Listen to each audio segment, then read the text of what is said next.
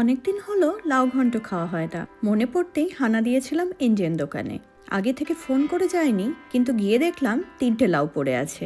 ব্যাস, দেরি না করে থলিতে ভরে বাড়ি ফিরে এলাম। লাউয়ের খোসাগুলো তুলে রাখছি অন্য একটা রান্নার জন্য। সেটা থাকছে পরের ভিডিওতে। লাউ ঘন্ট রান্না করা খুব একটা শক্ত নয়, একটু ধৈর্যের দরকার। লাউগুলো ছোট করে কেটে নিলে সেদ্ধ হতে সময় কম লাগে।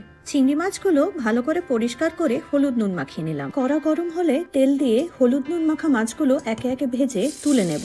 মাছটা আমি খুব কম আঁচে হালকা করে ভেজে নিচ্ছি। 4-5 মিনিট ভাজা হয়ে গেলে মাছগুলো তুলে নিচ্ছি। এরপর গোটা জিরে, গোটা গরম মশলা আর তেজপাতা দিয়ে দেবো। একটু নাড়াচাড়া করে দিয়ে দেবো কুচনো আদা আর কাঁচা লঙ্কা। হলুদ আর জিরে গুঁড়ো দিয়ে ভালো করে ভেজে নেব 5 থেকে 6 মিনিট মতো। এরপর কেটে রাখা লাউগুলো দিয়ে দেব।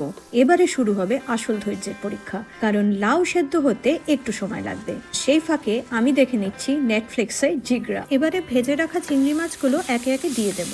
একটু নাড়াচাড়া করে দিয়ে দেবো কুচনো ধনেপাতা। তোমরা চাইলে চিনিও দিতে পারো। খুব কম আছে লাউটাকে সেদ্ধ হতে দিতে হবে, আর মাঝে মাঝে একটু নেড়ে দিতে হবে। ও হ্যাঁ, রান্নায় আমি জল ব্যবহার করিনি, কারণ লাউ রান্না করার সময় লাউ থেকে বেশ অনেকটা জল বেরোয়। আচ্ছা বলো তো, আমি ঠিক কটা চিংড়ি মাছ ভেজেছিলাম, ঠিক কটা লাউ ঘন্টে দিয়েছি? স্বাদের লাউ আমায় বৈরাগী বানালো কিনা জানি না, বাট ঘুমোতে চললাম।